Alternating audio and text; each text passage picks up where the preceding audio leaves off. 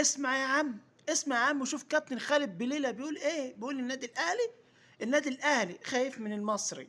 النادي الاهلي فريق القرن اللي واخد بطولة افريقيا اكتر من مرة، خايف من النادي المصري عندنا في الدوري وفي كاس الرابطة البطولة الفاشلة. الاهلي ما بيخشش في البطولة الفاشلة.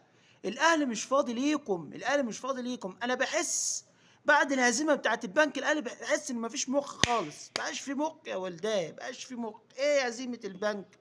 ايه اللي احنا اللي خايفين نقابل المصري؟ احنا بنقابل الترجي وبنقابل بازيمبي وبنقابل الوداد وبنقابل الرجاء والناس وقارين افريقيا، فريق القرن حضرتك، واحنا على اخر الزمن خايف من فرقه المصري؟ ده حتى على الموقع كاتبين 3-0. يخرب بيوتكم، يخرب بيوتكم. قد ايه قد كده النادي الاهلي مكروه 3-0 والاهلي لعب اصلا من اساسه. انا مش عارف ايه المواقع دي. انا بحس، انا مش عارف ايه بصراحه.